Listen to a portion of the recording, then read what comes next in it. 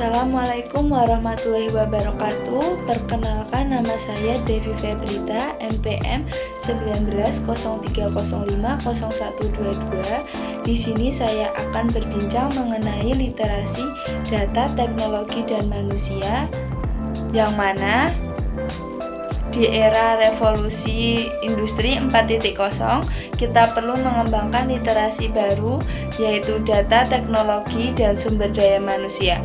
Kita harus bisa memanfaatkan dan mengolah data, menerapkannya ke dalam teknologi, dan tentunya kita harus memahami cara penggunaan teknologi tersebut. Literasi manusia menjadi penting untuk bertahan di era ini. Tujuannya adalah agar manusia bisa berfungsi dengan baik di lingkungan manusia dan dapat memahami interaksi dengan sesama manusia. Menurut Anda, apakah literasi data, teknologi, dan manusia penting bagi pendidik? Menurut saya literasi data teknologi manusia itu penting bagi pendidik. Hal ini menjadi penting untuk bertahan di era revolusi industri gitu. Tujuannya adalah agar manusia bisa berfungsi dengan baik di lingkungan manusia dan dapat memahami interaksi sesama manusia. Selanjutnya, apa saja yang harus disiapkan dalam terlaksananya literasi data, teknologi, dan manusia bagi seorang pendidik? Yang harus disiapkan menurut saya dalam terlaksananya literasi data, teknologi, dan manusia yaitu dalam satuan pendidikan dibutuhkan adanya perubahan paradigma pendidikan. Nah, diantaranya pendidik meminimalkan peran sebagai learning material provider. Pendidik menjadi penginspirasi bagi tumbuhnya kreativitas peserta didik itu. Jadi pendidik itu berperan sebagai fasilitator, tutor, penginspirasi, dan pembelajar sejati yang memotivasi peserta didik. Nah, selanjutnya, bagaimana implementasi literasi data, teknologi, dan manusia bagi seorang pendidik? Kehidupan pada era ini itu ditandai dengan semakin maraknya pemanfaatan perangkat digital untuk tingginya generasi muda berselancar di internet. Tingginya pemanfaatan internet oleh generasi muda, salah satunya termasuk siswa sekolah, telah menunjukkan bahwa data akses yang dikunjungi termasuk konten berbau pornografi gitu.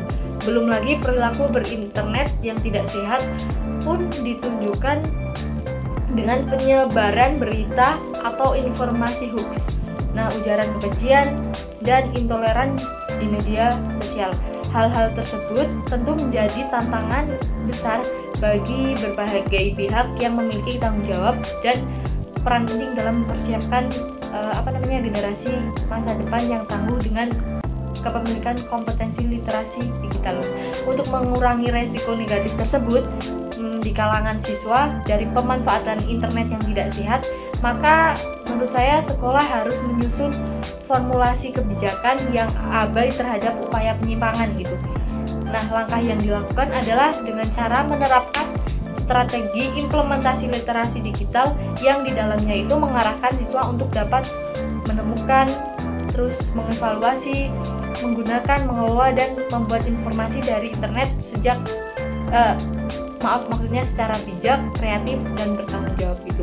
Dengan kata lain, perangkat digital yang dimiliki hanya dimanfaatkan untuk proses pembelajaran semata. Nah, menurut Anda apa saja manfaat dari penerapan atau implementasi literasi data, teknologi, dan manusia?